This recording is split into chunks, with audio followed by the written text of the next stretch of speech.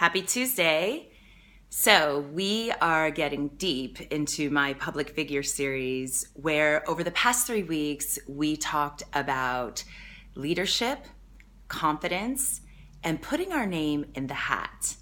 So, the next way that I stay up and the next part of my public figure series is knowing our self-worth and knowing our value.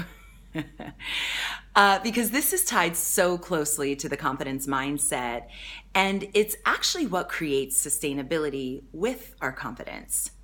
When you know your self-worth, very little can rock your confidence, and very few things can have you believing anything else besides what you're worth and what your value is. So confidence, again, it's the number one mindset challenge that my new clients come to work with me on. And when you take the time to do the work to know your worth, you begin moving through your life and your professional goals so much faster.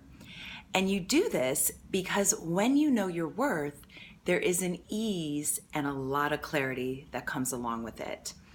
So self-worth is confidence in our ability to think, make choices, and to act on those choices, as well as feeling deserving of happiness. How beautiful is that, right? So when you take the time to identify, understand, and most importantly, believe in your self-worth, right? Because after you identify and understand it, you gotta believe it for it to work. You will start to feel your confidence skyrocket, where your decisions will start to become effortless, and you will rarely second doubt yourself. And you're able to put your name in all of the hats for all of the opportunities that you desire, because you are no longer attached to the outcome of whether you'll get it or not, because you're simply focused on the sheer goal of celebrating yourself by putting your name in the hat for consideration. So knowing your self-worth is such an easy formula for happiness, success, fulfillment, and making an impact in your life. And if you haven't done this work, where you've done this type of work to identify, understand, and believe in your self-worth, you may still be struggling with those decisions, right? Where you may feel stuck in decision making, where it could feel like you overanalyze every decision or the majority of them, or you need approval on your decisions, the bigger ones. Or you may need feedback from someone on decisions. And this really affects moving our life and our professional goals forward, because it's also tied into our financial goals. So if we're looking to receive more and we're looking for abundance and surplus, if we aren't moving forward because we don't know or we don't believe in our self-worth, it's quite clear that the abundance and the surplus and the more might have a hard time finding us, right? And another aspect of this is, if you haven't done this work on knowing your self-value and believing it, you may not be able to fully speak your truth. And if you don't know or believe in your self-worth, you might stay silent, right? Or you may just agree with others, because you aren't experiencing the courage to really speak what you're feeling and to really do things the way you know they should be done or could be done.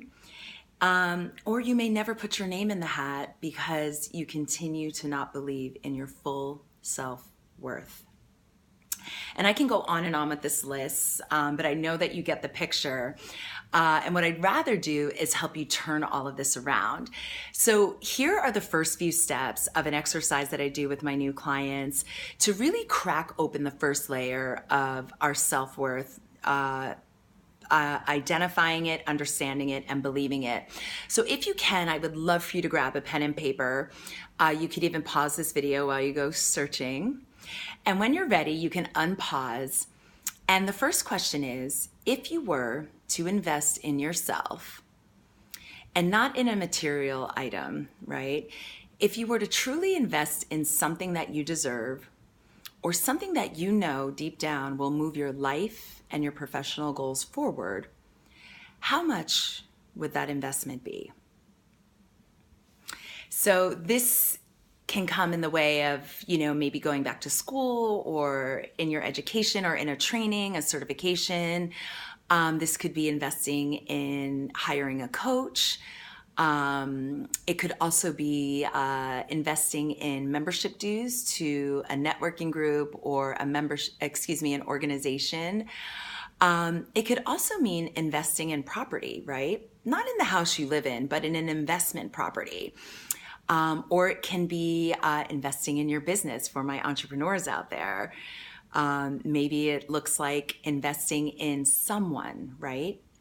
For a lot of my entrepreneurs, they would love a business manager or an office manager or an operations manager, someone to run their books, take care of all the admin stuff, all the logistics, so they can stay within their brilliance and build their business. That could also look like in the form of office space or just investing in payroll, like having people on your team. Or it could just be simply investing in going to a professional event, right? So if you were to invest in yourself, something you truly deserve, and something you know that will move your life or your professional goals forward, how much would you invest? How much would that investment be? So write that number down. And then the next question is, are you worth that amount? Is your life and are your professional goals worth that amount? So let's say you wrote down $20,000.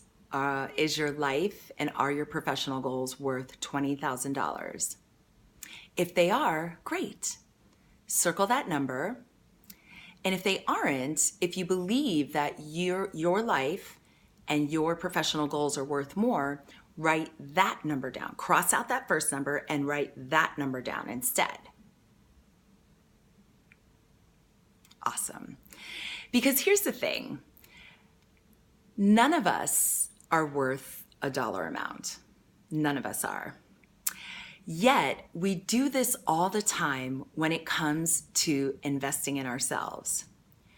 We use a dollar amount to keep us from what we deserve, and we use a dollar amount to really hold us back from what we know deep down will move our life and our professional goals forward. And this is a classic self-worth exercise. The other one is time. So you could swap that whole exercise out and use time. How much time would you invest?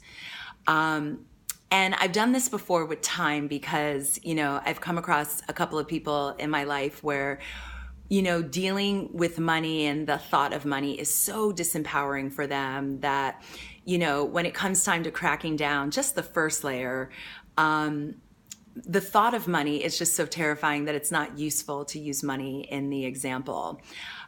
Which, by the way, money challenges may also be resolved by the same mindset work that we do with confidence. We can do that around money. The thing is I don't come across too many people that deal with money issues in my coaching practice because the people I work with, they are ready to invest in themselves. And they know we do this exercise pretty early on, so they know that they're worth, because when we dive deeper into that exercise, we go and we take the money out of it, and then we start to really see what your values are and what you're really worth deep down. They really start to believe that third component of believing in their self-worth. And as they're doing the work with me, and as they continue to do the work with me, they start to experience the return on their investment. And that's what most of us are looking for, is if we invest in something, we want to feel or experience the return on our investment. But here's the thing, we cannot experience a return unless we are willing to invest in ourselves. So really understanding your self-worth also goes hand in hand with what you're willing to invest in yourself. Whether it's money, whether it's time, whether it's your beliefs, whether it's work. And work, I consider being effort.